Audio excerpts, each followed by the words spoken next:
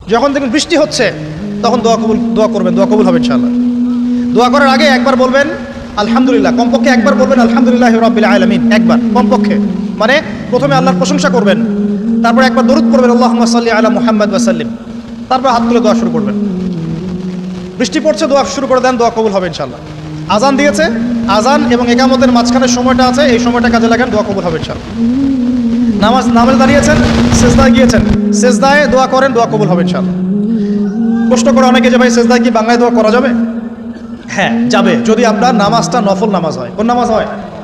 ফরজ নামাজে করবেন না, নফল নামাজে করতে পারেন ইনশাআল্লাহ। সেজদায় বান্দা আল্লাহর সবচেয়ে কাছাকাছি থাকে, এই সময়ে বেশি বেশি দোয়া করতে রাসূল সাল্লাল্লাহু আলাইহি ওয়াসাল্লাম তাগিদ দিয়েছেন। দোয়া করলে ডাইরেক্ট কবুল হবে ইনশাআল্লাহ। পিতা মাতার খেদমত করে দোয়া করেন, দোয়া কবুল হবে ইনশাআল্লাহ।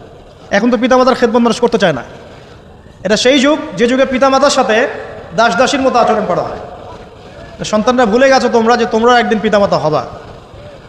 আমরাও কিন্তু একদিন পিতামাতা হব। যারা বিয়ে শাদী করেছে, সন্তান সন্ততি হয়েছে, তারা জানে এই যে প্রসব বেদনার একটা সেকেন্ড, এক সেকেন্ড বা 1 মিনিট প্রসব যে বেদনা মায়ের হয়, এর ঋণ আমরা সারা জীবনে শোধ করতে পারবো না। পারবেন?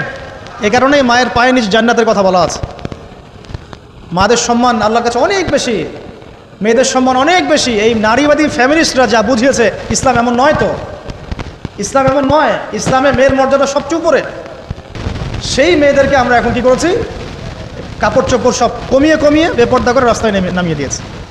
যদি একটা মানুষ নিজের সম্মান না বোঝে, তাকে সম্মান কেউ দিতে পারে? নিজেকে চিনতে শিখুন, আমাদের সম্মান আল্লাহর কাছে অনেক বেশি। এটা বলছিলাম প্রিয় ভাইয়েরা, মায়ের পায়ের নিচে আল্লাহ পাক সন্তান বেহেশতের কথা বলেছে। মা বোনদেরকে 4টা কাজ করতে বলো, অনলি 4টা কাজ। 5 ওয়াক্ত নামাজ যদি ঠিকমতো পড়তে পারে, 1 নাম্বার। 2, রমজান মাসে রোজা রাখে। 3 নাম্বার, পর্দা ঠিকঠাক মতো করে। আর 4 নাম্বার, স্বামীর আনুগত্য করে। ইনশাআল্লাহ জান্নাতের যে কোনো দরজা দিয়ে ইচ্ছা প্রবেশ করতে পারবে ইনশাআল্লাহ। এখানে স্বামীর আনুগত্যের কথা বলেছি, স্বামীর দাসত্বের কথা বলি না। আনুগত্য দাসত্ব এক জিনিস না। আনুগত্য মানে কি? আনুগত্য মানে আপনি স্বামীর যে কোনো ভালো কাজে আপনি তাকে সায় দিবেন, আনুগত্য। নামাজ পড়তে বলেছে, নামাজ পড়তে হবে। পর্দা করতে বলেছে, আপনি পর্দা করবেন। বেপর্দায় যাবেন, আপনি যাবেন না। এটা আনুগত্য। দাসত্ব কি? দাসত্ব হচ্ছে যে সে ভালো মন্দ যাই বলুক আপনি শুনছেন, এটা দাসত্ব। এটা করবেন না।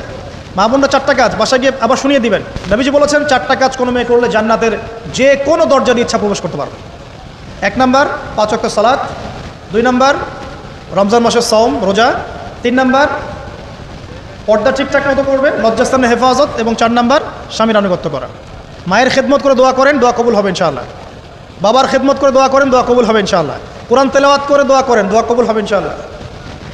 মনে করেন শেষ রাতে উঠেছেন, মানে শেষ রাত বলতে বোঝাচ্ছি এই ধরেন যে 2টার পর থেকে, এখন 2টা 2:30টার পর থেকে নিয়ে ফজর পর্যন্ত শেষ রাতে উঠেছেন।